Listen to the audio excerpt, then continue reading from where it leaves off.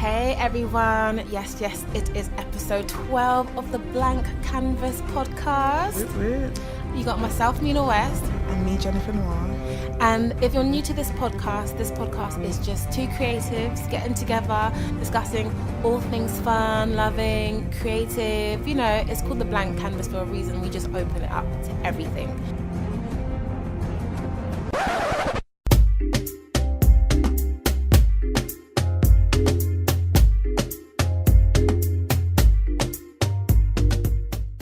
I thought we could start on a fun game. Mm-hmm. It's just this or that, just quick fire questions. Okay. So, quick question to you. Mm-hmm. Twitter or Instagram? Oh, Twitter. Why Twitter? I love Twitter. Okay. Instagram is so... Well, both are a bit unrealistic to their own level degree. Yeah. But Twitter, I feel people are so unfiltered.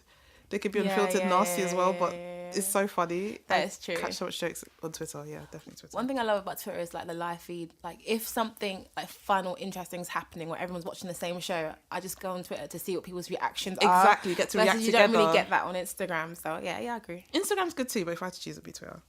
For you, would you rather phone or text? Phone. Really? Yeah, I actually feel like things on text always get miscommunicated a lot, and so when people text me serious things, I get really irritated because it's just like I feel it would have been better on a call. Because I see what you mean, but I prefer text. Fair enough. Because I don't know, phone is just so much attention, whereas text I can just get to it when I'm ready. Yeah. True. It depends on what it is, but if I prefer text for that person, it just means I don't want to talk to that person. I prefer text with most people. Quick one.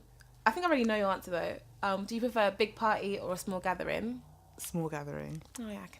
Because I think I prefer already. more intimate settings where I don't know.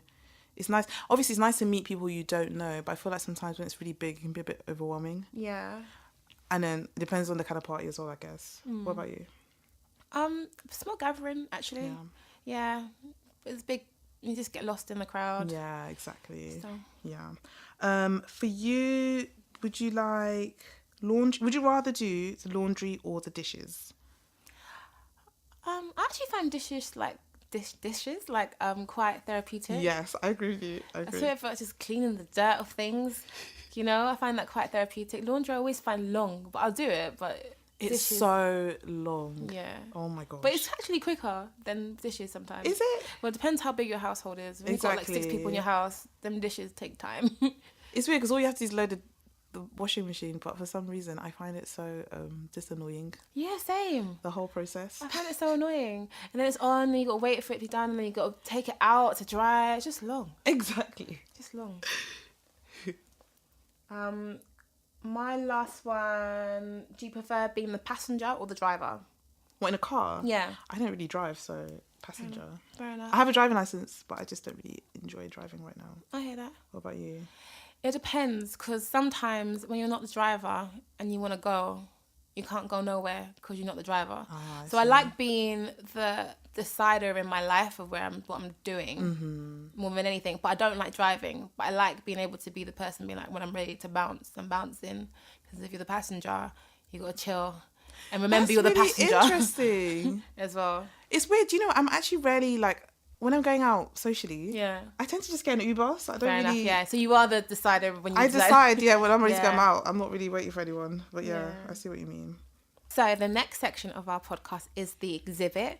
This gives us an opportunity to just shine light on creative people that's personally inspired us over the past couple of weeks. Yeah. So Jen, who's inspired you recently? This week was quite interesting because I'm not on I'm on the social media detox / cleanse. You recently said this. I've logged out of Twitter. I've logged out of Instagram. The only time I use Instagram is for my business, but that's it. Apart from that, I'm not on. So it's like I can't even go through my usual artists. I had to go out of my way to find a new person. Okay. So I found a really cool artist. Her name is Lola Betiku, but her page is called Lebet Makes Art.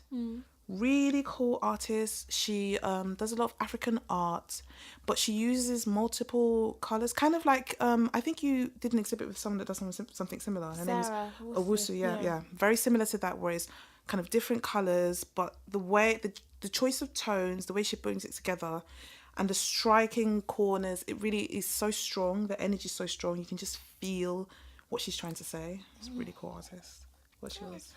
I had one, but it recently just changed. I might bring the other person up another time. To a comedian called Kojo. You guys might be familiar with him. He used to be on like back when it was Choice FM and all that kind of stuff. Yeah. So I've known him for a couple of years. He's one of those energies where like he just like gets stuff done. It's about kind of empowering the Black communities. Has the Black Magic Awards and the Black Magic Network and things like that. But he was recently on Britain's Got Talent, and he's dropped a message to everybody just to kind of let them know that he's going to be on it. He's finally focusing on himself and things like that, and just to progress his career, to kind of support his family, etc., etc. And I watched the video, and they've obviously got Simon Cowell and all the other like judges on it, and Simon Cowell gave him like the gold buzzer to be like he was phenomenal and all that kind of stuff. But it was I was just watching it this morning, and I thought it was quite emotional, because I was like, I feel like I know part of his journey, like. He talks about obviously coming from a foster home and all that kind of stuff, and he's like, if you meet him, he has this energy that sometimes, I feel bad even saying this in case he listens, but sometimes he can be annoying, because he just makes you look at yourself like, what are you doing all the time? It's just like, yes, he's like, if you got a dream or something that you want to pursue, the only person stopping you is you. That's like a mantra that he's kind of told me a lot, and so he just goes for everything and anything. It's like, what's there to be afraid of? So that just himself just inspired me, and then watching the set as well was quite funny. So I thought, let's have a comedian on for a change. Yeah, that is nice actually. It's nice to have a variety of people. Variety of creativity. Yes. Do you know this week was sibling day or something like that, National Sibling Day? I know, I heard. Yeah. I wanted to kind of like discuss, like, since we both have siblings, yes, like some interesting things about having siblings. Yes, there are pros and cons, definitely. What would you say are like the pros? Pros? I feel like each pro comes with its con. Yeah, true. So like a pro is they're your ride or die. Like, that is so true. They'll back you to the end. But a con is because they know you so well, they're rude to you. There's no trying to be kind or nice. When you say like they're your ride or die, have you ever had like any ride or die situations? Anything that you can share. Remember, yeah, the thing is, because once we get into the realms of family, I don't know about you, but I have to be careful what I say on the podcast. No, I agree. I can't. Like, I don't want to get in trouble. I completely for agree. saying too much. As much as I want to keep it real here, you always have to kind of protect their identities. Yeah. But definitely with my sisters, especially because I have 3 beautiful, amazing sisters. Yeah. Sometimes where like, say if I did something wrong or my mom perceives I've done something wrong, they always defend me. They always stick up for me. Yeah. So even if I'm not there, I always hear about how this person said this was really defending you. They're just so ride or die. Yeah. I just love it. Yeah, that's really nice actually. What about you? Actually, I don't mind sharing this. I don't care if my brother listens to this one. When we were in secondary school, I was always known as the girl who was sweet, kind of like quiet, like to herself, does her own thing. My brother kind of had the bad boy bit image in that sense. You know that most annoying thing when people know you by your brother's name, even though I'm the older one. Yes. Oh my god. So I'm always sweet. I don't get into mess or any drama. But say my brother got into a fight, I'm the first one to get into that fight and drag the other person. As soon as the person says so-and-so's in a fight, I'm running and literally physically dragging that person. Oh. And it's funny because I would never get into anything like that. But if it's my brother, I know what's happening when we go home. And to the point where, like, just certain things when we were younger, like living in like certain areas of North London, someone said something. Actually, I won't tell that story. Actually, it's a bit mad. No, I've said some crazy things to people. I've threatened people in a crazy way for my brother. That's fair. It's your family. Yeah. But then also I was 15, and some things I said, I was like, that. I look back now, I was like, who was I to say that? Like, there was one guy who just kind of had an issue with something, and just stupid boys in the park. And because I knew that boy did jail time, I was like, anyway, shut up.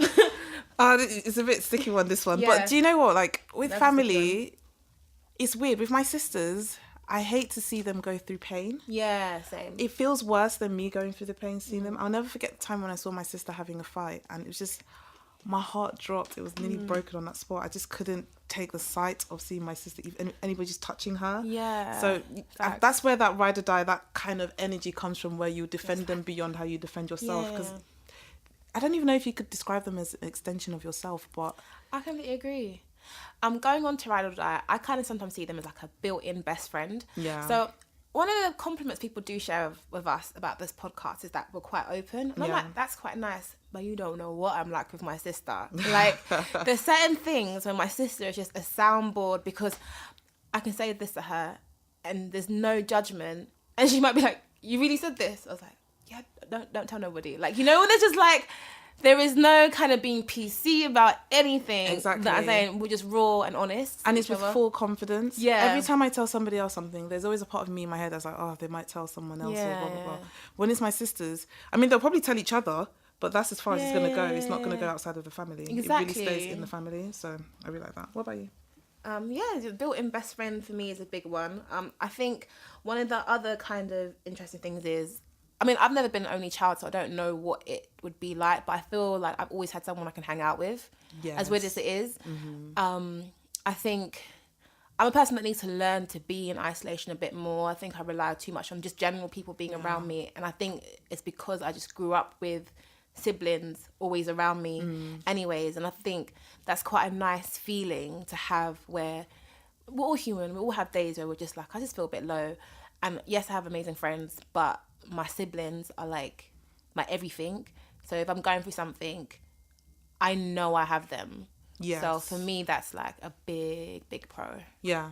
That's exactly it. Because I like the fact that my sister's always available. And what I like the most is, even if we have an argument, like I just had like a little argument with my sister just the other day. Yeah. And I know if I could pick up the phone and call her now, we'll be cool. It's blessed. It's fine. So it's like, I like that I know I'll always have them and they'll always have me. It's facts. It's a huge blessing. Although, even though when you do have arguments, because they can be honest and real with you, sometimes arguments can go to another level.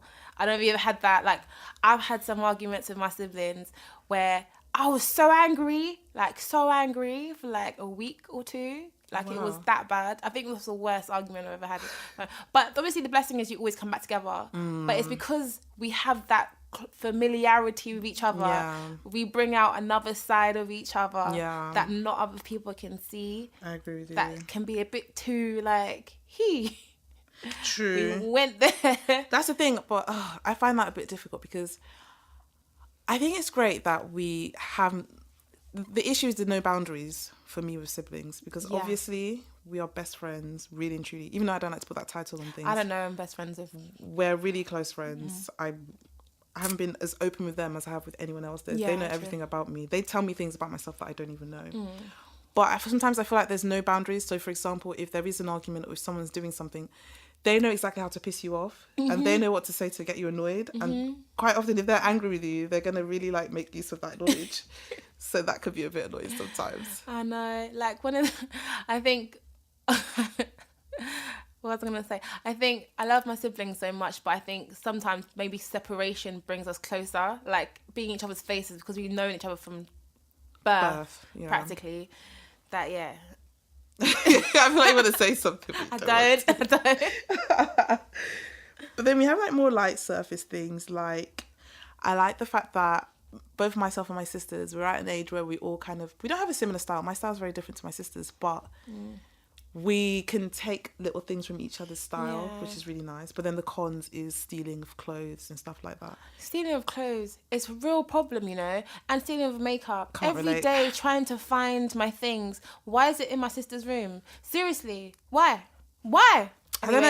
I don't know. I feel like they have this thing where they just like I think they just like having their big sister's stuff. I don't know what it is. But what I do now is, because I always clear out my wardrobe every like couple of months, so I just put it all in a bag and then they just come and collect it.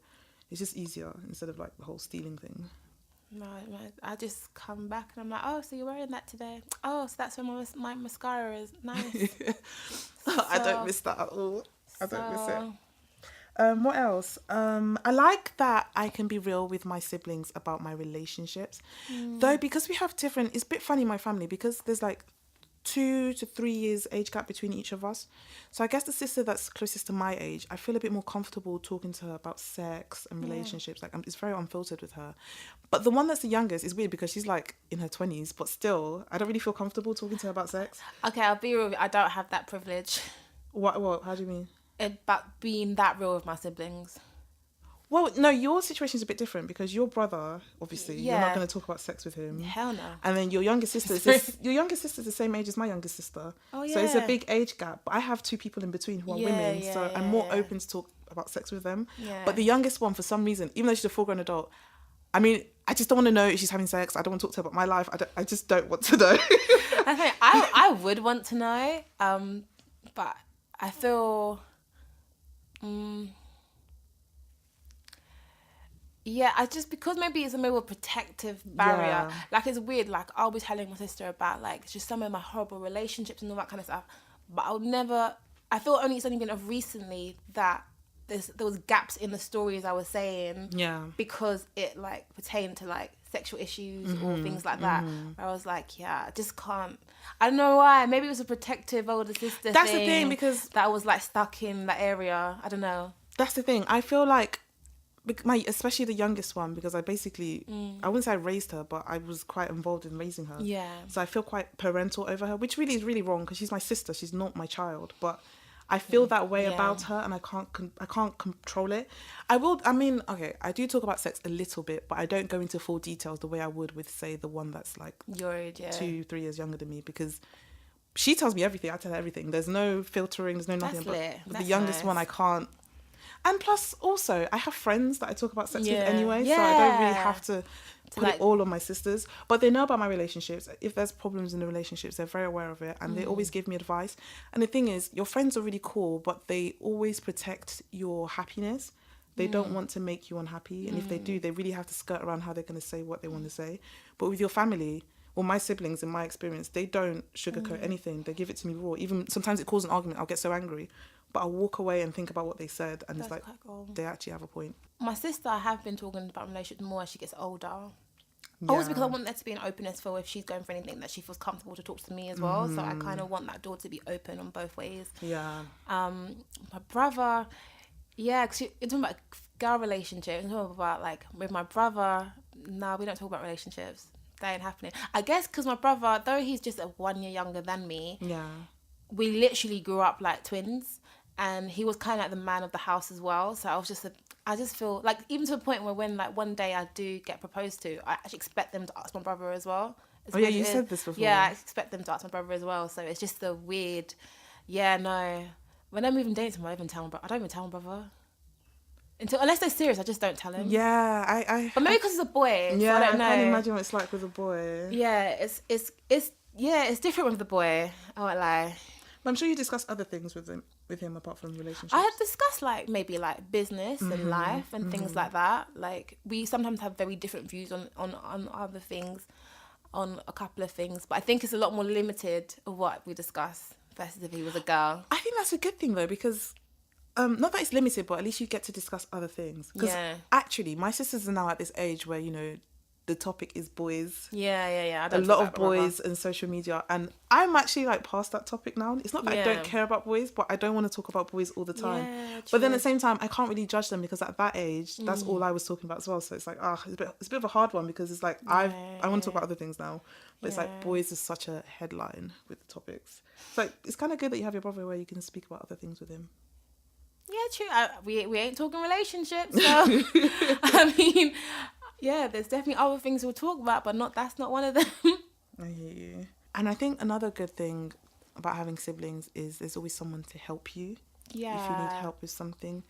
My sisters, definitely, in the family, I was the one that was really good at maths and science. Yeah. So whenever my sister used to, like, do science, especially the younger ones, they didn't really like it. Well, the youngest one especially. It was nice being able to help her and help my other sisters as well and advise them in different parts about life and what they're doing and blah, blah, blah. Because you've done it before already, so you kind of can help them. It's interesting, though, the helpline. Why? Because I do poetry, but my brother's also very skilled in, like, photography and videography. So he filmed my first video, let's be honest. If you guys want to check it out on YouTube, hey, quick plug. But that was the first time when we were doing, like, business together, and that was quite an emotional thing to do because we had both different ways of working, both different ways of doing things. So it was a bit like, oh my gosh. I don't know if I'd mix business and family and stuff like that. I don't know how people do that. Yeah. I don't know if I'll do that again. My brother's amazing. He's very skilled at what he does, though. And if you look at the video, it's lit. So I'm happy to put his name on a lot of things. It's just when it's siblings sometimes and you mix business, it can get a bit interesting. Because of that familiarity. Yeah. And but the video came out and it was great. Yeah, of course. So I was very happy about that. But yeah. Yeah. So we're both firstborns. How do you feel that's kind of affected your sibling relationship? It's such a interesting one. I mean, I feel like the firstborn is a very special position, even biblically. You're put into that position, you don't choose it, and it's a responsibility that you get. But me, I don't know, I of course accept that position, but I feel like I'm on an interesting journey. If I'm being honest, I feel like a lot was expected of me as a firstborn, especially during my childhood. And I feel like sometimes when people go through things, they have like, there can be two very extreme reactions to it. And I feel I had a very extreme reaction to it where I was like, I just don't want all this responsibility on me anymore. So I kind of just walked away from it, which I can admit right now is not the right reaction. Yeah. But that's just how I felt at the time. And I'm still learning to kind of heal from that feeling and just not feel that way. But being a firstborn, I think, is a very interesting journey. It shapes you as a person, as an individual, for society and for life. One of the main things I really like about it is the fact that you are kind of the tester child. You know, your parents, I mean, can you imagine having a child now? You don't know what to do. Your first child is the one you're winging it with. You're just trying to see what works or what doesn't work. That is so true. So you are the tester child for your parents. But at the same time, because of everything you've been through and everything you've learned, like I said earlier, you can be a great guide for your siblings. That's very true. There's as well. a lot of things that they're going to do. They don't know how to do it. And it's kind of annoying because when I help my sisters with stuff, I'm like, I wish I had someone that told me all of this when I was applying for jobs or looking for uni or doing all of this. Yeah, true. But at the same time, this is just how it is. And yeah, I like the fact that I get, like I said before, I get to help my sisters, especially with, I mean, I don't think I'm the best with advising with boys and stuff like that. I think maybe that's why I shy from that topic. But when it comes to things like starting a business, your degree, your art, like other things that matter and important. Yeah, all things that matter. I love doing that. That's definitely something I love. What about you? I definitely get the concept of like responsibility. I think me being the oldest, how can I put it? I learned not to rely on things instead of me just kind of going and doing it for myself because I saw my mum work amazingly hard on lots of different things. So I was just like, you know what, I don't want to ask my mum for something because she's really kind of having to feed all of us. Yeah. Let me try sort it out for myself. Versus, obviously my siblings are great at doing their own thing as well, but I feel like they have a very different approach where maybe they rely on my mum more than I did. Yeah. And I don't know if it was because I'm older, just because I felt like, you know what, it's a responsibility that I have to, like, I feel like my siblings taught me responsibility. It's a hard one because I am the oldest girl, but then I have a brother who's literally a year younger than me, and me and him have done a lot of things in life around the same time. Like we graduated in the same year and things like that. So though I was the oldest, is a bit of a different dynamic. I didn't have to give him as much advice and stuff because one thing, he's having a completely different experience to what I would be having in life as well. So I didn't really have that opportunity. Versus my sister, I definitely try to give her advice as much as I can. Sometimes I hope she listens. I don't know if she does, but I'm like, this is what I think would be best. This is how I did it. But she's also quite an independent person herself, where she just she goes, I saw the stress you went through. I'm not going to do it that way, because she found ways. It's almost things like with my mum. There's certain things where, like, something as simple as I wanted to go to a certain sixth form. My mum like shouted. I remember me and my mum had like this really mad argument because I wanted to leave my secondary school and go to a certain sixth form, and she would not let me do it. No way, no how. So I ended up going to boarding school. My sister, on the other hand, she just applied for sixth forms herself. And I was like, what, did you not pass it through mum? She goes, for what? I just did it myself. What do I have to check with her? And I was like, wow. If you know the argument me and her had in this living room, yeah, there was tears. Yeah, you just applied yourself, as if to say, she was like to me, I don't know why you checked with her. Like, it's your school. No, like, but it's this and is she the gets thing. away with so much more than I different. did. She got away with so much more than I did. Like, her certain lines she says, I'm like, wait, how did you say that? But when I say things like that, and she goes, because I'm the baby, I can just say what I want. So, oh gosh, no, but it's actually completely true. Parents tend to be for me personally, way stricter on the firstborn compared to the lastborn. Like, if you compare me and my baby sister, I wasn't allowed to go out. I wasn't even allowed to go to sleep over. I couldn't do anything. Yeah. I was a hostage in the house. And then my little sister just walks out the house as she pleases. So it really annoys me when she's crying and doing worries me. And I'm like, listen, like, you have not got it hard at all. But yeah, I feel like they're definitely they're way stricter on the first one. But I feel like because, you know, it's fresh parenthood. This is your first child. You can be more hands-on. It's kind of a blessing in disguise. Because they are so hands-on, I feel like you get to learn a lot more. That's true. From them, especially. You're closer to your parents, especially as you're watching and support. I was supporting my mum quite a bit. So I watched her hustle and we were hustling. She'll tell you we were hustling together. Yeah. So it's like, I learned so much. And like you said, you learn to be more independent. You learn to think on your feet. You learn to just work better under pressure. You learn to just get on with it. I have a different appreciation as well, because I clock at the age I'm at now. My mum had all her 3 children. The point, really? So like it was like, wow, you did a lot at your young age. Like, you were doing quite a lot and going to school as well and things like that. So as I got older, I started to realize certain things way she was moving and the age that she was at. I was like, wow. Like, so it just made me feel like, as the first daughter, I need to also be supporting as well. Like, so.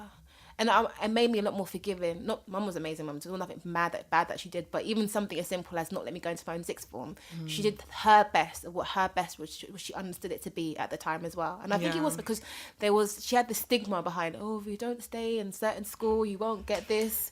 So she was just, everything she was doing was for my best anyways. It's just so funny the way my sister just like applied herself. I was like, it's nice. She saw what worked, what didn't work, and she's got away with that. That's really good. But one final con I would say, for me, my personal experience as a firstborn is, you kind of become. I mean, before I say what I'll say, I think I just disclaimer. My mum was a single mum, and she did the absolutely best she could do by her kids, and she did an amazing job. Yeah. But being a single parent means she has to go out and work a lot of the time. Yeah. And if she's out working, who's at home looking after the 4 kids that she has? So from that aspect, again, back to what I was saying at the beginning, a lot of responsibility was on me as the first child to kind of be there and kind of look after my sister. I was going to say my children. My sisters. So that whole aspect for me, you don't really get, I wouldn't say you don't get a childhood. Yeah.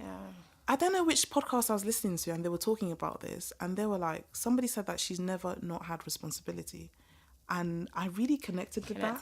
Definitely. Because sometimes my sisters will tease me. They're like, why do you take life so seriously? It's like, I've had to be serious since the day I could talk. Like, I don't know how to tell you. This is something that's ingrained. I'm trying to fight it, of course. But it's like, you don't... For me personally, I've never had a moment of where I just wasn't responsible for anything. Where I didn't have to think. I got to just run around and be free like everyone else and do nothing. Yeah, I so understand. That's definitely one of the... And something when it... But as much as it's something that I see as a negative and something I don't really like about... That's the main thing I don't like about the whole firstborn thing. It's something that I can carry forward with my children and make sure, because I'm not going to do the whole firstborn thing with my kids, if I'm being honest. They're all going to be equal. No, I'm not going to put more responsibility on one person than the other. The hard thing is, you can't all be equal though. I think you can. A 10-year-old to a 3-year-old can't be equal. Okay, it depends on the age gap, but I'm definitely not going to task my kids with looking after the others. So you say if you had a child that was like 14, another child is 4, you're not going to task a 14-year-old to look after the 3-year-old? I'm really against it. Really? Yeah. I'm personally really against it because of my experience. But then isn't it that 14-year-old is looking after their little sister or little brother? They're supporting the family. I don't see it like that, because what's interesting is when I'll never forget this. I was at work and I was talking to one of my colleagues. She had a child that's like maybe 12 or 13 at home by themselves.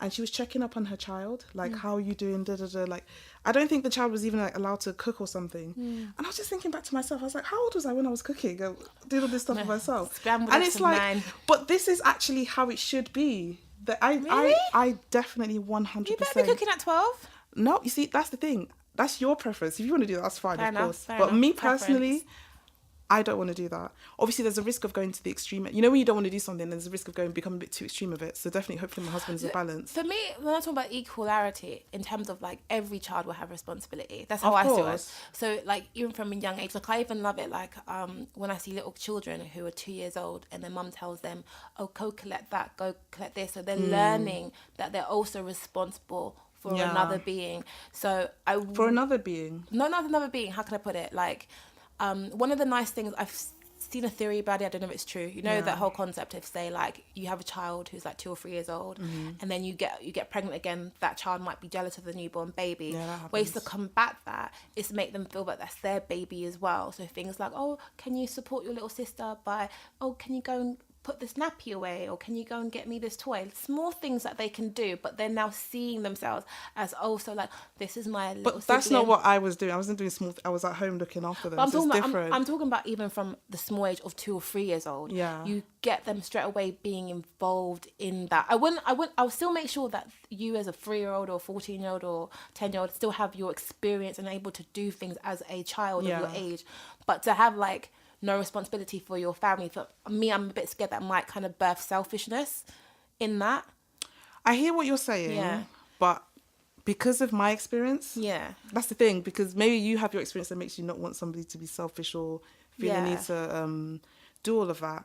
But because of my personal experience, I don't want my children to have to, and not that I had a bad experience, but I personally want my children to feel free. Obviously, I'm going to teach them responsibility with everything in life, from education to money to loving others. It's going to be a Christian household. But I'm not going to task my children with looking after each other. No, I think we're talking the same thing. Yeah. I think we're talking about the same thing. It's more of, when you said like 12-year-old wasn't cooking, I was like, huh? I'm like, if they can cook, they can cook. Like, it's not that mad of an idea for a 12-year-old. No, but I'm more on the side of allowing them to be a child. Yeah. Because when I see other people now with their kids, they're like I said, the 12-year-old with the cooking, like, it's perfectly normal to be a bit worried about your 12-year-old at home with the stove. Like, she's going to burn the house down. And I definitely agree. Yeah. Like, you want the best thing for your child in terms of their safety. I do think we're maybe agreeing with each other. Maybe we've just kind of caught the wrong. I think we're understanding it differently. Yeah, understand it differently. It's that it's more of a, as a 12-year-old, you are still going to have a 12-year-old experience, but recognize that your young sibling's not your child, but they are still your youngest sibling. And so, no, you can't be tasked with the same thing as your younger sibling is going to be, because there is going to be a bit more responsibility on you, and that's just how it is. I don't know if I do that. And it's like, okay, so the 3-year-old was born 7 years after, I didn't do my calculations right, but 7 years after you also help instill responsibility onto that child as well. One of the things that I'm all for is it's just kind of like the 12-year-old, because you are older, you also do kind of have an authority over your little siblings as well. That's what I'm not doing. But I think as a positive thing, because as long as you instill in like love and care, because how can I put it? Now my sister's like past 20, it's not the same, and trust her, she tried when she was younger anyways, but she's still my younger sister. If I tell her to do something, I expect her to respect my authority. To do what I'm saying, because I would never tell her to do something that's completely like that's wrong for her to do. Something as simple as, mum said that you need to clean the bathroom, do it. Like, don't play around, because it's like in the whole concept of things like God's first, and then if you see it in a Christian household, like your parents or your authority and all that kind of stuff. But if people born before you, if people older than you, they've already experienced things before you, as long as you instill love into your children, your child won't be doing malicious things to mess up the other child. And you should be in a household where you should be able to literally view how all the children's development is. If you have one child going wayward and trying to make your little brother or sister do everything, then that's a problem, and you have to address it with that child, because you're now raising somebody who wants to be manipulative and like mess things up. But I do feel like older siblings do have like some kind of flex, and because not only do they have flex, because they also have the responsibility at times to look after that child. So that's where, again, I'm not really changing my mind on this. My kids, I'm definitely going to instill all the values and stuff as a Christian, but like I said, my children are not looking after each other in that way. Like, obviously, be there for your sister. You love your sister. This is the thing. If you love someone, you're naturally going to be there for them anyway. But there's no, you're staying at home to look after your sister. None of that. I'm not doing that. I don't want to. And I'm so adamant on it. Okay. Yeah. Man, when I have children, I'll figure out how life is. I might have That's one the child. thing. So, in all honesty, like, yeah, because I'm not a parent, I don't know how it would be. But I know for a fact, Yeah. when you have experiences and there's things you're against, you're going to consider that. You're going to be conscientious as a parent anyway, but you're going to consider what you don't want for your kids. Yeah, I think, say if you've got a child who's 16 and you've got another child that's 9, and the 16-year-old just has to walk the 9-year-old to school, is that a problem? Because say if you've got work that day and you've got to be at work at a certain time, 16-year-old can walk the 9-year-old to school. Are you going to then say something like, it's not the 16-year-old's responsibility to take that 9-year-old I don't to know. school? It depends on my financial situation. Does my 16-year-old even have to walk to school? I don't know. But no, but say you had, I'm basically giving you an example, you had to go to work. yeah. But I'm not saying give your 16-year-old responsibility if they don't have to do the responsibility. But if you've got work at 9, so you've got to leave by 8, but so there's no one to like drop your child 9-year-old to school, but you've got work, you've got to make money, but you have a 16-year-old. God's blessed you with a child who's older who can help you by walking. This is the thing, it's my children. I chose to have these 2 children. It's my responsibility to make sure they're fine. I can't put that responsibility on someone else. That's my whole issue with it.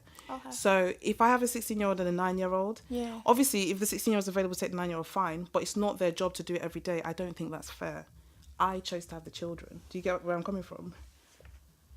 What is the truth? I mean, obviously everybody sees it differently. Like if you think it's fine for 16-year-old to be 12-year-old to be cooking and looking after the kids and stuff, then go ahead, do what you want to do. But this is what I want to do. I'm literally not moving on this.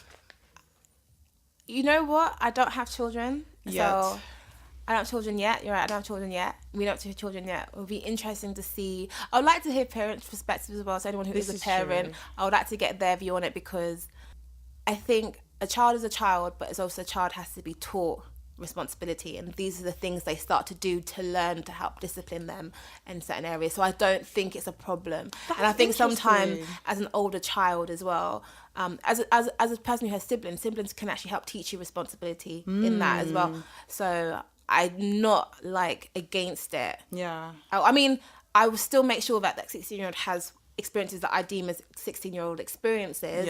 It's just if you had work and it's a 15-minute But 16 walk. is quite older though. Okay, say if they were, so say if you had 2 children, one was 13, and the other was maybe 5. So the 13-year-old would be walking the 5-year-old to the nursery every day. I don't know if 5, but then only because I'm trying to, for some reason 13 seems really young to me at the moment. Yeah, so 13 and 5, what would you do? 13 seems really young for me at the moment, so I don't know if I'm comfortable with that 13-year-old having that kind of level of responsibility. Bear in mind, I can't remember right now how much I was doing when I was 13. 13, what year are you in? I don't even know. Primary school? 8? No, you're in year 8. Oh, you're in secondary school? Yeah, you are in secondary school. Okay, so year 8 or year 7? You're in secondary school. So would you have them walking their little sisters? Because I don't know why I thought 16. 16 to me feels like a decent enough age for you to be able to look after a minor. So I think of 16 you're a decent enough age to be able to look after a minor. 13, I'm not sure yet, because for the life of me, I'm trying to remember what I was like as a 13-year-old to take that 5-year-old to school. So I would, I think that I'll do everything that's safe for my children. And like if the 13-year-old isn't of the 13-year-old capability to walk, then no, I wouldn't put that on them. But if they are of the capability, then okay, because that was my exact point. My point was, okay, I think 16 was a bit too old, because 16 is like 2 years away from being a legal adult, so maybe that wouldn't be the age to use. But my point is, I don't want children looking after children. That would be the 13-year-old. I wouldn't have my 13-year-old walking the child to school. That's, so that kind of thing. That's a fair point. I would want whatever age you're at to have responsibility at the age you're at, if that makes sense. I wouldn't be like, you're not doing anything for your sibling. No, I know that's what you're saying, but I wouldn't be like, no, a 13-year-old might not walk you to school, but a 13-year-old might be able to cook my 5-year-old breakfast that morning. They might be able to do that. And if you are able to do that, because I'm getting the baby ready and I'm doing certain things, I do want my 13-year-old to support me and make breakfast for the 5-year-old that can't make breakfast. they could go, oh, but I'm older. Don't care. I birthed you too. You're making breakfast for the 5-year-old. So they might not. Do you know what I mean? Like, yeah, it but depends on that. That's the thing. You see, this is exactly what it is. So it's like. So I feed that 13-year-old. They're in my house that I'm paying, and the child can speak back to me and say they don't. Obviously, you don't want them speaking back to you, but that's exactly where I think that's where we differ. Obviously, Yeah. there's nothing wrong. It's your children. It's not going to kill them. What would your 13-year-old do then if they wouldn't help you make your 5-year-old breakfast? They'll be doing what most 13-year-olds do. What's that? Because 13. 13, I would help my mum make breakfast. Yeah, so would I. So why is that a problem at 13? Because I don't want the child. Like I said before, I don't want my children looking after children. They're not looking like they're looking after them in their capability to be like, I can make sure this 5-year-old is fed. But like I said to you, my colleague who was calling her child at home, checking, she was even worried about her even trying to cook something so simple. Yeah. It's like, because she's been given that freedom to take her time to grow as a child, it's so big for me. Like, I can't even be swayed on it. I won't swear. I guess maybe disagree on it. Yeah, no, we can agree to disagree. But I think when we were using the model before of a 16-year-old, I think the 16-year-old wasn't really a suitable thing, because obviously a 16-year-old isn't not far. It's a consenting age. It's not a suitable thing because they're a sibling. But I wouldn't call them a child the way I would call, say, an 8-year-old or I wasn't thinking about 12-year-old children. I was thinking like siblings, like regardless of like, because a 16-year-old to a 9-year-old, they're still 7 years different. So that's the age difference I have with my sister. So my 16-year-old can still like, regardless, they're still your child. Because I've already taught them things like, hey, can you make sure you've made lunch for so and so, all this kind of stuff. When you're now of age and you're able to walk them, that shouldn't be a surprise that I'm telling you at 16. Yeah. Go walk your sister or brother to what's it called, school. Like, I expect them to have level of responsibility at the age they're at, and it will change depending on what the age you're at, and I don't see any problem with it, and that's fine. Honestly, I don't want you to feel like I'm judging or saying there's a problem with your parenting. Yeah, it's fine. I've always said, like, it's fine. Do what you want. But me personally, I don't want to do that. That's just it. Okay, that's fine. That's fine. And I think there's so many ways you can instill responsibility. It's kind of like the whole discipline thing where some people beat their kids to get respect. And some people don't have to beat their kids and they still will respect them. Actually, classic example even, my youngest sister, who's had barely any responsibility, one of the most responsible people I know. And she's had barely any. So she's like my case study right there. So it's like, I don't feel like I have to do all of these things for them to feel responsible as people. But there are other ways. Do what feels best for you, obviously. Do what's best. It's just because we're talking about our experiences. I'm just obviously naturally going to say how I feel because of what I've been through. Yeah. But I don't want that for my children. Okay, we spoke about the older sibling, kind of the pros and cons behind that, and how we probably would look to raise us, if we have children that have siblings, differently. Have you ever kind of like felt like sibling rivalry between your siblings? Well, literally, we were just talking about this earlier. So today's sermon at church, they were talking about the story of, I believe it's Jacob. Yeah. And how, it's Jacob, right? Jacob and Esau, his brother. Yeah. I believe so. No, it's Jacob.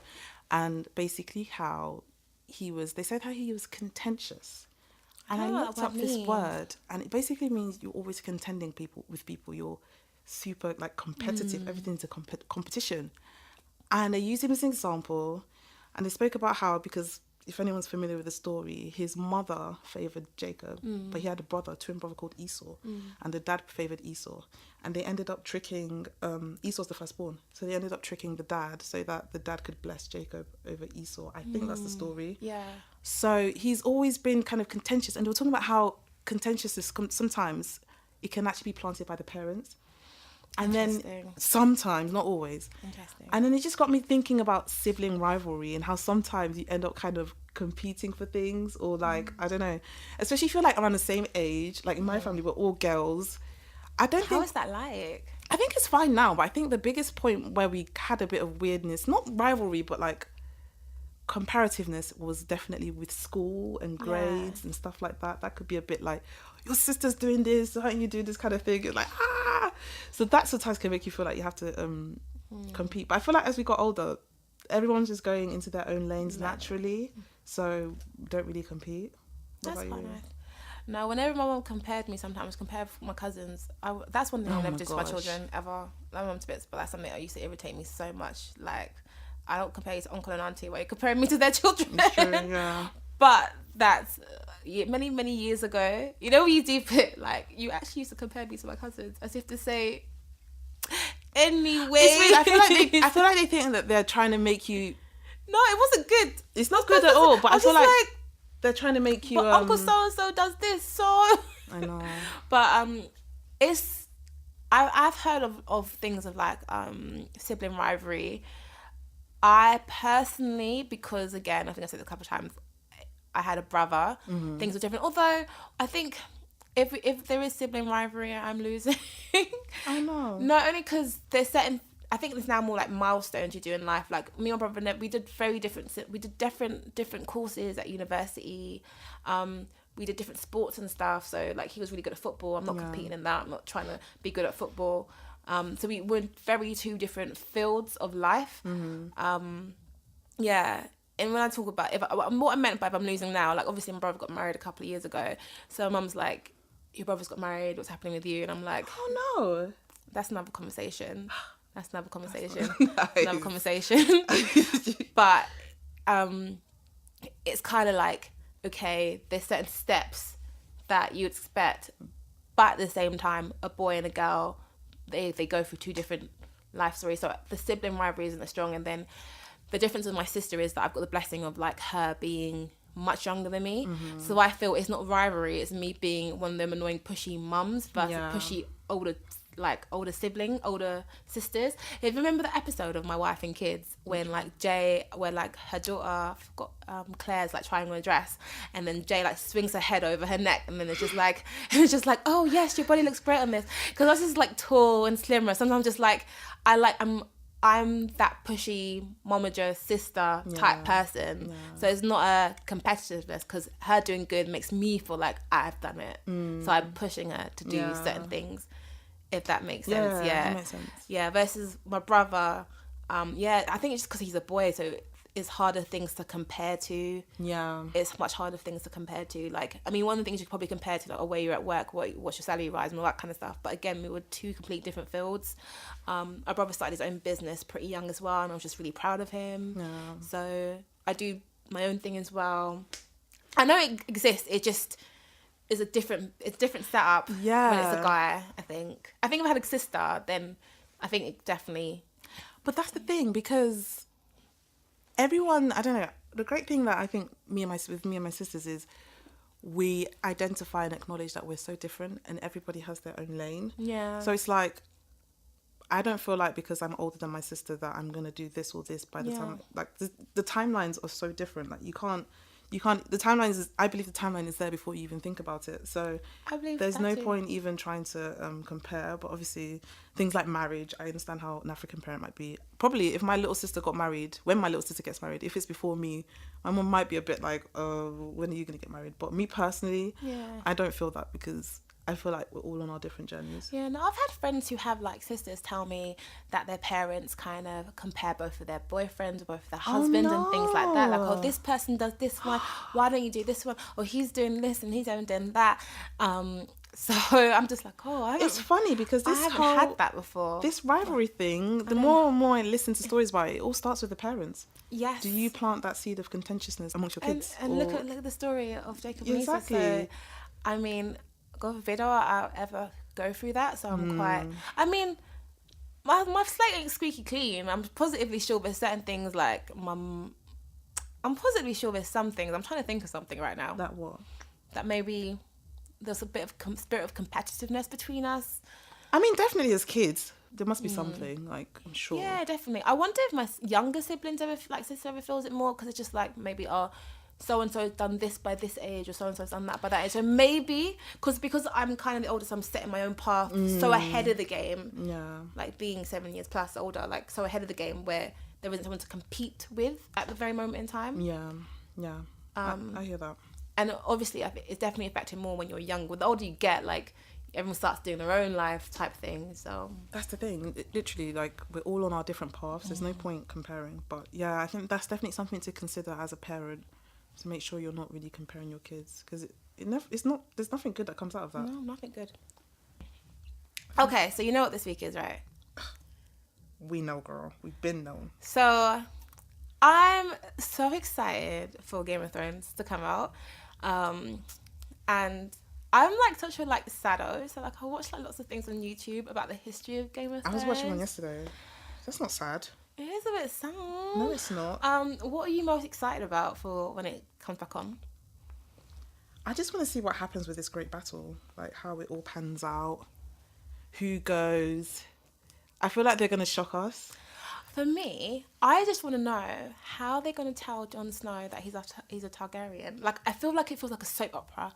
Like, he's going to be with Daenerys, and then be chilling, and then, like, his brother's going to come through, or his, like, cousin, technically, is going to come through and be like, you are the true heir of the Iron Throne. And she's going to be like, what poppycock? Like, obviously not. And then he's going to be like, yes, you are.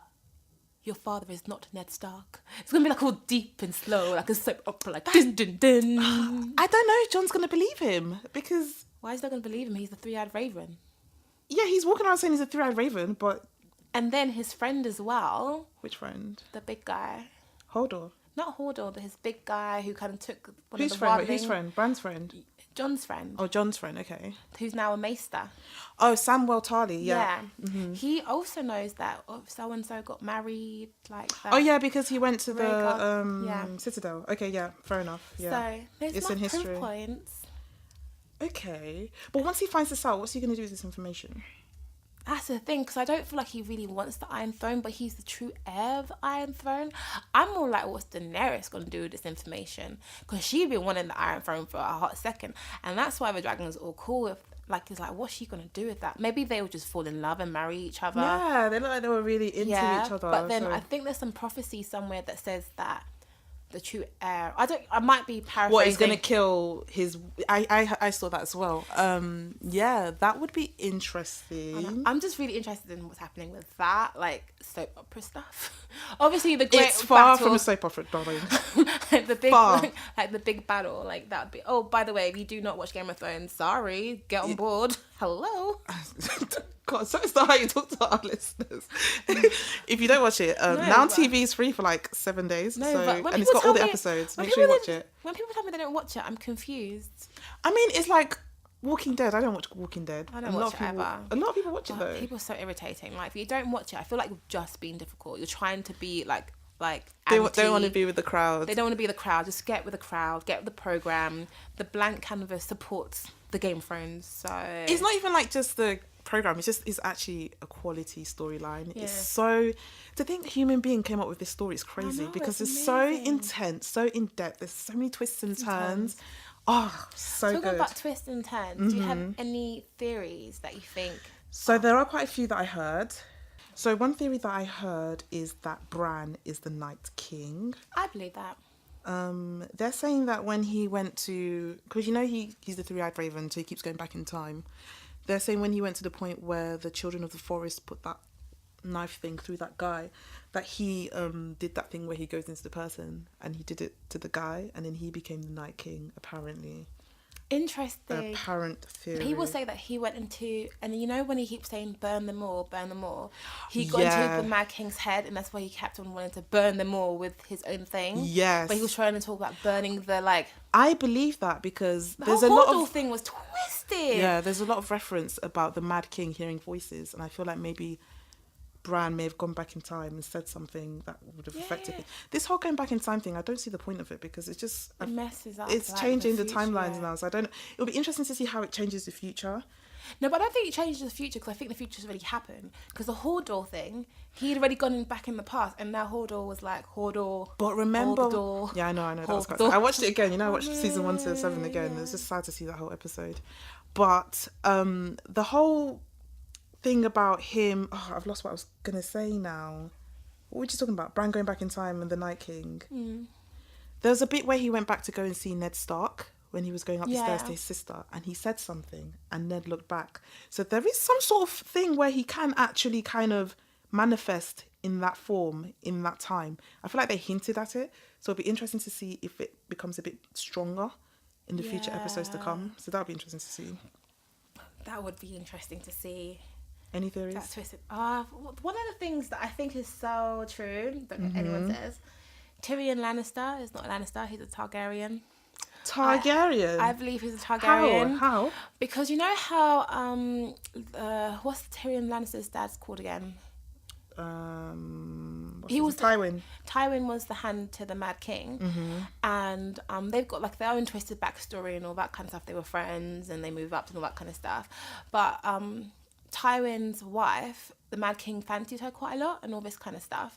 So apparently, like, they had an affair. But then, you know, when Tywin says things like Tyrion, like, "You're no son of mine, I should have killed you," all this kind of stuff. I don't think it was just a dwarf comment. I think it was something along the lines of, like, he knew that wasn't his son, but to find out if news got out, it would have tarnished his name. So he needs to protect the Lannister name. That and he could says happen. that quite a lot about protecting the Lannister name. That could happen. So I just think, and it's because I've seen that theory somewhere, and I looked at it deep. I was like, because there's another weird prophecy thing that I'm not going to quote properly, that there's meant to be 3 people riding the dragons in the end.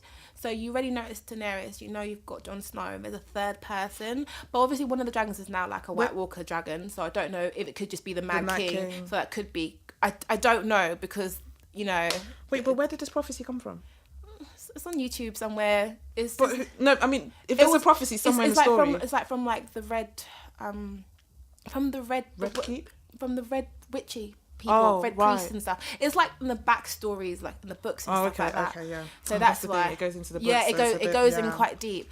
And there's something around. There's so many lines that Tywin Lannister has said that's kind of stated that Tyrion isn't his son. He said things like, "You're no son of mine," but there's something deep within that I think should be quite interesting. So one of my out there theories, if that's right, we will replay what I said and go, "Yeah, girl, Mina was right." That would be interesting. That's quite that could actually happen. Yeah. They're also saying that the faceless men are within the cast, and we don't know who it is yet. I don't know about that one. I think that theory would just annoy me. That would be interesting. That theory would just annoy me.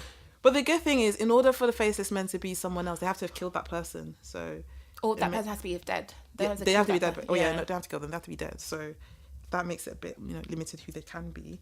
There's one that I really think is possible. Yeah. They say that Samwell, Game of Thrones is actually Samwell telling the story years later as like a sole survivor or something. Aww. Because he went to the Citadel. Mind you, the Citadel, there's this little sphere thing when he first looked into the library of the Citadel. Yeah. That is the sphere you see at the beginning of the episodes where they do the whole yeah, so I feel like that actually has a huge meaning. Maybe it'll come out in the end, but yeah, really interesting. Any more? I haven't got any more. Catelyn Stark. So in the books, apparently when they kill her, she's not really dead. She comes up back as this like weird white witchy type person. Yeah. So in the trailer when you see Arya Stark like running, yeah. I think there's a theory that the White Walker, they go into where's the bit where they keep all the dead bodies? Crypt. They go into the crypts and she's running in the crypts. I think someone's a bit twisted like the White They Walker. said even Ned might be alive as well. Oh my god. Too excited. That makes sense though if all the people in the crypts are alive now. Yeah. And she's running from them. And she's running from them because she looked quite scared and I thought she never looked scared. Yeah, she's never scared. So I thought that'd be quite an interesting one when she comes back. Actually, you're right. Arya's never scared. So for Arya to be running around, and she's really brave. So that clip was just very telling. Quite kind of like my random thing that I think should be sweet. Arya Stark and Grundy Baratheon, the bee boy of Robert Baratheon, that they're gonna fall in love. Really?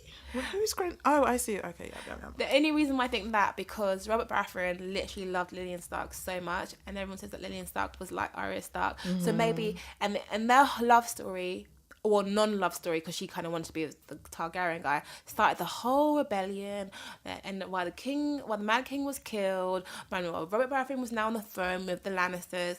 But wouldn't it be such a beautiful, clean end if like they end up together? Like, it would be a beautiful, clean end. It would be nice to have some sort of romance. Yeah, look at me trying to make it like a soap opera and romance. I'm like, it's not a soap opera. Stop saying that. When people hear this, it's like, what show is she watching? I'm like, there's this whole love story. It's fantasy. There's this whole drama happening. Okay, so what about the characters? Like, do you have a favourite character? Yes. Male and female. I feel, easy male, Tyrion. another theory that I think he's gonna backstab. Oh, so you've got another one. Sorry. Yeah, I had one more. I think Tyrion's gonna backstab. Daenerys. Really? Indeed. But do you know what? I don't blame him because it's quite a tough decision to make between your family and, you know. Yeah, even when your family try to kill you, still a hard decision. But yeah, I think he's gonna do something. But yeah, Tyrion is my favourite guy character. Why? Oh, he's just smart, witty, funny, cunning.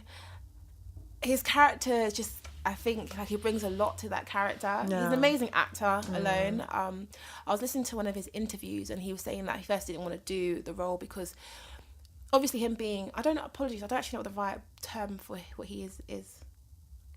Dwarf, small person. Yeah, because there's some words you can't say, but I don't. You know, let me just say, him being how they refer to him in him being an actor, but also being a dwarf.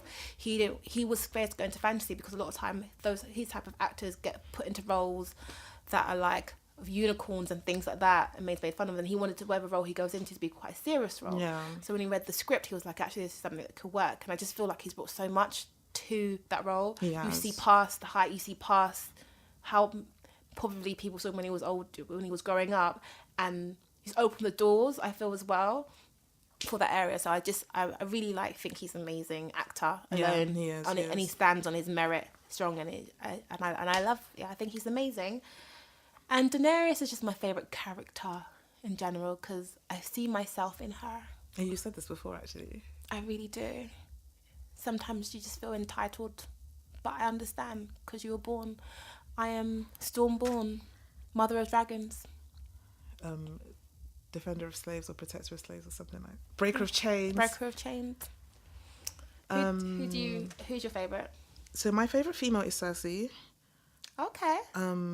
She's such a bad bitch. She really is. Because it's funny enough. She really is. I watched it again. So the first time I watched Game of Thrones, obviously Daenerys and Tyrion were favourite characters.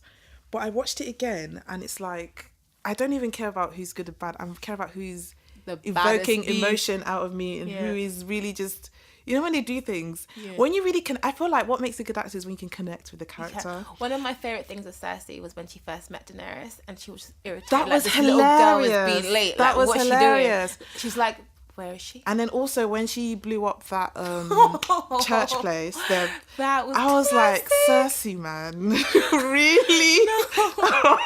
She's so good. Like, I don't know, I'm laughing. That scene was so like, she was like, I'm not going to this place, chilling. All my enemies will die. She's got BDE, big dick energy. Like, she's legit. Not joking. Like, I really like that part of her character. I don't like the bad things she does, obviously, but no, her I like her drive. Her character is up. Like, I went to a point where I don't want her to die. Like, that's the thing. I don't actually want her to die. I actually like her. It's weird. She's such a villain as well. But she's such a likable villain. It's weird because she's really doing all this, but you understand why she's doing it. And she's so much like her dad, because I do like Tywin Lannister as well. She's just so strategic. It's weird how she has her brother, but she is a bit more masculine than her brother. Yes. She's not very swayed by emotion. She's very strategic, straight logic, like, how do we get this done? One thing that I was looking at, something about her character, and something about the Lannisters as well, she embodies self-love. In terms of selfishness, all she loves is her children. Literally. And the way she loves her twin brother talks about another way of her self-love. Like, she doesn't even love her twin brother. I don't think she loves him. She does. Has she ever actually said that? She hasn't said it, but she did not kill him. Every time. When he walked away from her. But that's because it's her brother. And then she wanted to kill Tyrion. Honestly, I don't think they would have killed Tyrion. I really don't think they would have. They even had a plan in the end anyway to get him out, and then he decided to do death by combat. But he wouldn't have been killed. There's never a plan to kill him. Wasn't there? There was a plan to kill him. No, he was on trial. Yeah. They were saying they were going to kill him. Then Jaime came back to speak to the dad. Yeah. And then the dad already told Jaime what he thought was going to happen anyway. And, well, they both agreed. Oh, I missed that. And then Tyrion decided, all Tyrion had to do was admit to it, and then they'll send him over to the Night's Watch. But Tyrion decided to choose death by combat. Wow. And that's how it would. I don't think they would have ever killed Tyrion. Like, that's their blood. Oh. I don't think she's capable of killing any of her siblings. Really? I don't think so. But you never know. This season might be the season where she changes her ways. I don't think she's capable of killing Tyrion now because she had a chance. And then, especially when he came back to... Remember when he came back to... Because I watched it again, so it's so fresh. That's why I think that they conspired for something, and that's why he's going to backstab Daenerys. That conversation you think while he went under... Yeah. I don't think so, because Tyrion has been through so much. I don't see why he would side with the people who he knows hate him. That would be very interesting. So Cersei's my favourite female character. My favourite male, I couldn't choose between the Hound and Bronn. They're both... So the Hound is the big guy that was with Arya. Yeah. Bronn is the guy that was with Tyrion. And then he ended up going off to go be with... Jamie. I love Bronn. I like both of them because they're just so witty. They don't give a shit. They're so straight up about what they want. I really like them. They're just interesting characters. Yeah, I like Bronn. That's a good choice. They're my favourite. Yeah. I nearly chose Tywin, but I think no. The Hound. I think the Hound especially because as hard and mean as he is, once in a while he shows you his softer side. Yeah. And he becomes more human. That's what I like because it's so easy for somebody to be a villain or a bad person, but once you understand why they're the way they are, you kind of have more understanding and compassion for them. So yeah, those are my favourites. Just some more conversations on GOT. What was your personal saddest moment of Game of Thrones?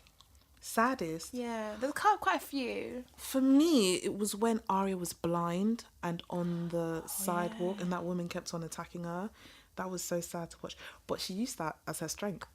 Yes, she did. Like, she could then battle in the dark. She could battle in the dark. She battled someone and killed them in the dark. Yeah, that same woman when she came back for her, she basically killed her in the dark. Because she literally learned how to fight in the dark. That's lit. What about you?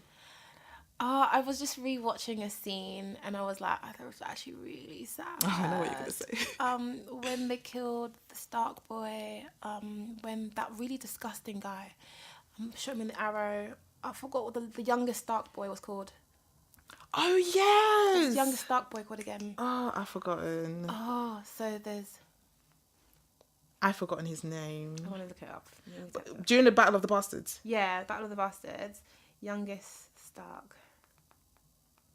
I just didn't really want to remember his name because I was like rewatching it and I was like, Rickon.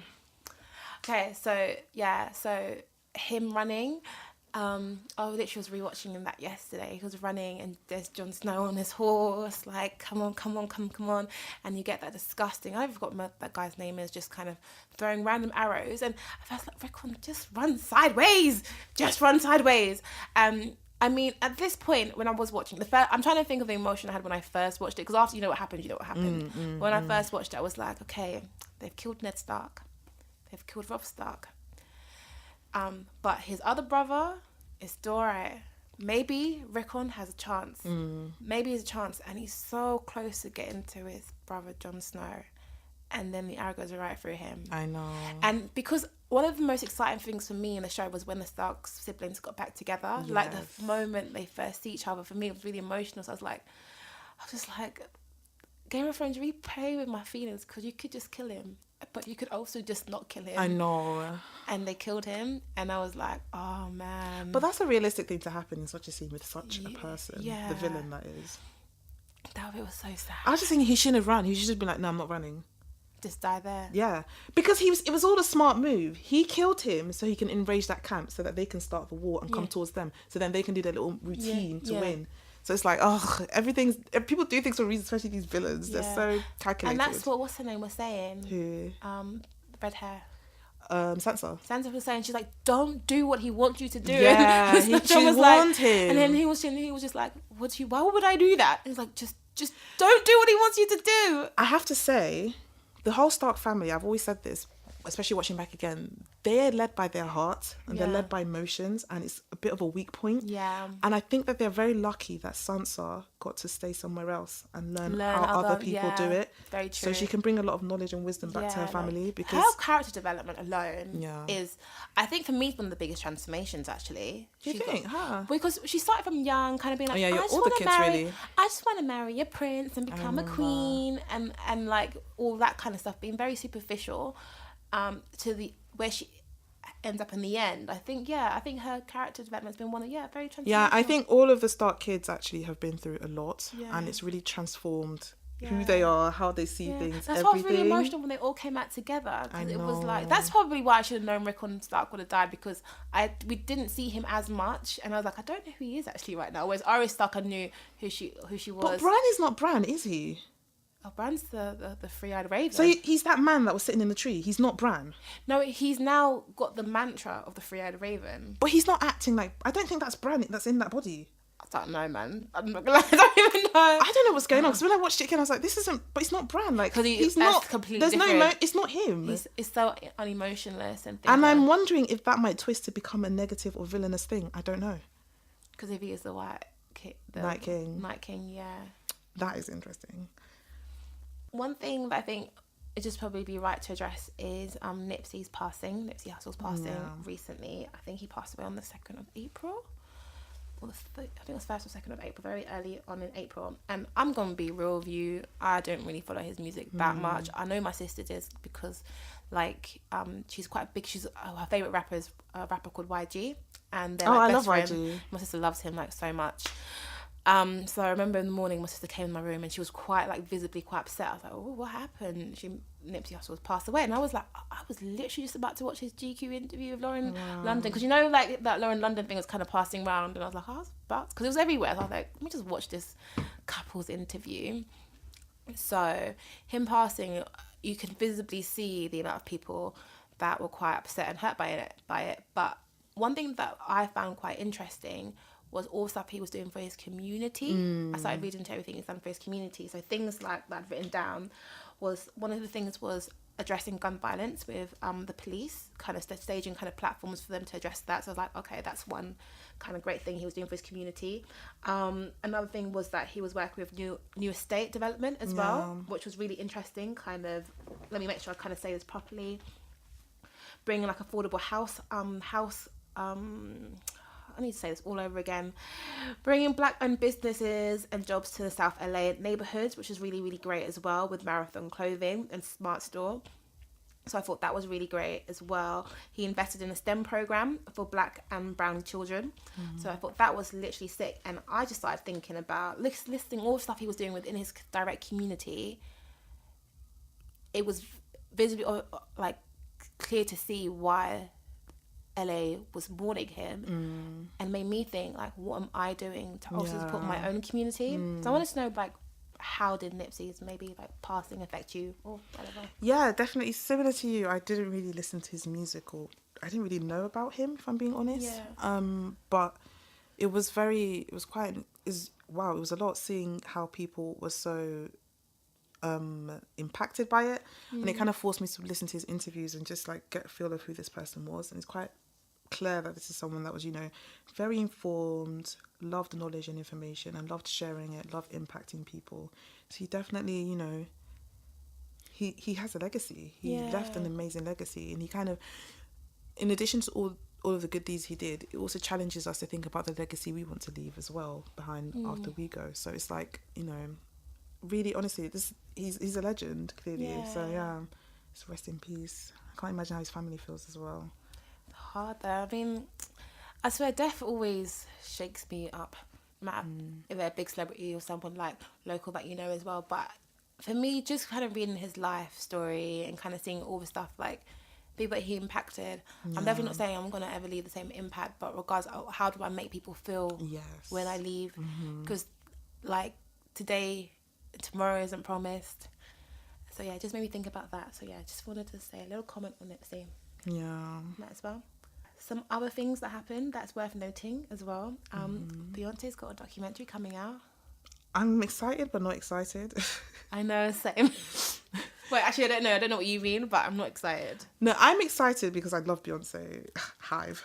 But at the same time, knowing how she is, I hope she actually speaks in this documentary. Because if she doesn't speak, it's like, what's the point? Actually, no, I don't mind watching videos of her dancing and stuff anyway. But it'd be nice to get a bit of her, just a little bit. Tiny bit Beyonce, a little bit. Beychella last year. Amazing. Was amazing. So good. I feel like I always talk about my show that I did, because it was my first show that I put on by myself. But I remember her doing Beychella, seeing the videos about it, and I was like, I was about to go for my own rehearsal, but I was so tired. I was just like, I'm in such a tired mode, I'm not even in the mood to rehearse. I saw Beyonce up on that Coachella stage. I literally was like, boss queen. Yes. This boss right here. She doesn't She stop. gave me the energy to get up, start my day, go like, what am I doing with myself? I can do it. Need to get that Beyonce energy in me. No, honestly, like she's... I could be here for hours talking about her, so that's just not... But it comes out later on this month. 17th of April, so Wednesday. Yeah, I'm looking forward to it though. It should be good. What a week. Game of Thrones, Beyonce show. I think something else. Avengers tickets are on sale. Oh, wow. Do you know when you're watching Avengers? No. Are you watching Avengers? No. I don't understand what you're saying. Because there's going to be a whole episode on that too. I'm not really into all that stuff. What? Yeah. Don't worry, she'll get into it by the next episode. You watched any of them? No, not really. Not even Black Panther? Oh, okay. I've watched Black Panther. Okay. Now For the culture. Now go watch Avengers Infinity War. Then I'll see if I have time. rewind and watch them all. How many are there out there right now? I actually don't know off the top of my head, but there are a lot. Okay. Is it like a movie that comes out every year or? Sometimes two. There was Captain Marvel that came out this year, and Spider-Man's coming out later on next year. This year. Last year, what came out? Last year Ant-Man and the Wasp came out, so that was the second Ant-Man film. You know, Captain America Civil War, that's a really good one, because that's the first time we're introduced to Black Panther. And that's when the split happens between the Avengers. So you got guys who want to like support the government, guys who don't want to support the government. Yeah. And that's why, so you should watch that one. Okay, I'll see if I can find time. Yeah, just watch Civil War about Captain America. Civil War. Yeah, it starts in Nigeria. It's pretty lit. Oh, really? Yeah. Okay, cool. That's like the funny reason why I started liking it. Yeah, because it was in Nigeria. Yeah. Just one last comment as well. Did you see that thing about Stormzy? No, what happened? So he was part of some festival, I think called snowboarding or something like that. Snow bombing festival, and he just pulled out. He's like, I'm not performing here. So I think some of his boys were going in and they were like weapon searched or profiled, and he was just like, not gonna be a part of this festival. They're gonna profile me and my friends who are black because we're black boys. It's just getting ridiculous. They don't treat anybody else like this. Okay. Yeah. So, I mean, I've never gone to that festival. I've actually never even heard of that festival before. Snowboard. So which country is it in? Is it abroad then? I think so. If there's snow. No, it's not. I think it's just what they call it. Oh, okay. Yeah, I'll check it out and I'll get all the information and share it with everybody. But I thought that was quite interesting because then there were some people with some negative comments behind it as well, because people felt like he was overreacting.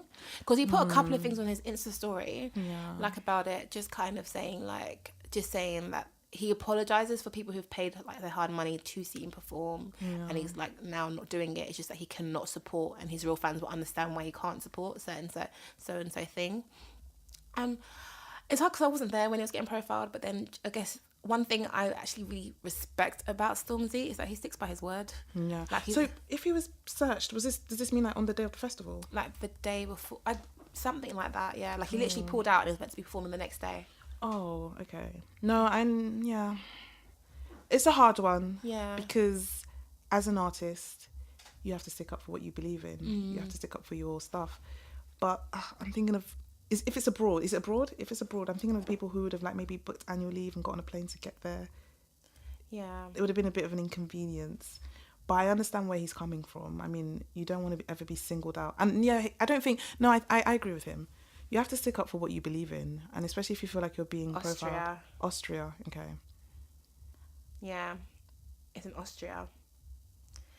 So he cancelled his gig. He cancelled his gig at Snow Bombing Festival in Austria after claiming members of his team had been racially profiled. So it was another country. Okay. Yeah, it's a bittersweet thing. I understand where he's coming from. Nobody likes to be profiled. It's the worst thing ever, especially when you now have the power to be like, I'm not doing this. Of course, use your power. But obviously, there will be some people who will not be too happy about that choice. But I get where he's coming from. What do you think? It's hard because I wasn't there. And do they always I don't know how weapon search people? I don't know. I don't know how it works. Just going by what Stormzy said. I've never heard of the festival before him either. But I respect that he always sticks by his guns. Yeah. And he's all about empowering like the black community. Like I even like stuff he's doing even that he's giving like scholarships to certain people, the black community, if they go into Cambridge or Oxford and things like that. So he's doing a lot. I think that's pretty lit, and I like that he stands for it completely. So anything that kind of goes against it, he's like, not supporting this. You know my stance on it. So it kind of shows other festivals or other platforms or events how they need to act towards people, the black community. Yes. Because this is the stance that Stormzy has. Stormzy now recognises that he has a voice and has the opportunity to kind of make change. Because now they'll think twice next time they book him. Think twice. They're not going to profile him and his friends. But okay, yeah, that's cool. That makes sense. Okay, so on to the next part of the Blank Canvas podcast, which is scratch it out. Anything that's been irritating you, Jen, let's scratch it out right now. My scratch out this week actually goes towards some couples. Oh. I recently went to a party where there were a lot of couples together, which is obviously sweet and beautiful. Ooh. But as like a single in the room, me and my friend actually, I just felt like it was a bit much what some of them were doing. What are you doing? There was like PDA everywhere. And it's like you don't even know where to look because it's like you can't even talk to anyone because all these women are looking at you like, don't even look at my man. It's just like so much going on. It was like, But then at the end of the day, I do feel like there's a benefit to it because I have experienced being a single in a room filled with couples. When it is my turn to be in a couple or whatever, I will know how to be more accommodating towards people and not be so obviously there's nothing wrong with loving your partner, but there was a point where it was like, what the hell is going on in this place? Like it was just too much. I'll just leave. Would you leave? I couldn't leave. My mental health means too much to me. I'll just leave. I get irritated too much, but that's a weak way. So have you ever experienced that then? Not in a way where people are looking at me weird. I'm a lot of the times I'm the only single in like a group of bunch of friends, like in certain friends. I've been that quite a couple of times, and I only stay for as long as I need to stay, then I leave. Yeah, I feel like you know what, you're right. You got a point. Maybe I will start doing that. It's so annoying that I have to do that though. Yeah. But it's like you can't even talk to people. Like you could be, they were like, oh, this is my friend, this person. You're like, oh, he's married. Oh, he's got a girlfriend. You're like, oh my gosh, like, we're just talking. What the hell? Like it gets a bit like, what's going on? So yeah, that's my scratch out. Oh, that's a decent scratch out. My scratch out is pretty simple. I just get irritated when I order jeans. Like, no size 12 is the same size 12 as somewhere else. It's just very frustrating. Yeah. Can clothes just be what they say they are? Where do you get your jeans from? Different places. Have you tried Topshop? Yeah, Topshop's one of them, but then I get irritated with Topshop as well. Why? Because no matter how expensive, I think the jeans are still expensive because I'm such a cheapskate. They still end up ripping for me. Yeah, they do for me as well. So that gets irritating. So I will try everywhere, like Topshop. I'll try New Look. Hey, I'll even try Tesco clothing, like different types of jeans. Yeah. Or maybe try more premium jeans then. Yeah. Give Levi's a go. Also, I think it's a bit more expensive, but Selfridges, they do this kind of sculpting thing where they sculpt the jeans to you. I'm not sure if they still do that. Ooh. But you could check that out. Because I'm short. Petite. I'm petite. Thick thighs. But slim. But not slim. So it's just, It's just everyone, don't worry. Yeah, it's quite annoying. So to the jeans world. Or you could create jeans. That could be you could create jeans. It's not my issue. Or hook a girl up, you know. Who's the designer? Anyway, so everyone, thank you so much for listening to our podcast. Thank you. Our next episode will be out on the 30th of April. And this has been a really exciting one. Do connect with us. I'll be using the hashtag #TheBlankCanvasPod. In case you had any of your own personal opinions, do share. We love to see it. Leave reviews as well. Reviews definitely help us when we're kind of supporting our podcast. Follow us on Instagram, Twitter @TheBlankCanvasPod. And if you have any dilemmas or fun things you want to shout out, just email us as well at theblankcanvaspod@gmail.com. So anyways, I've been Mina West. And I'm Jennifer Noir. Bye-bye. Bye.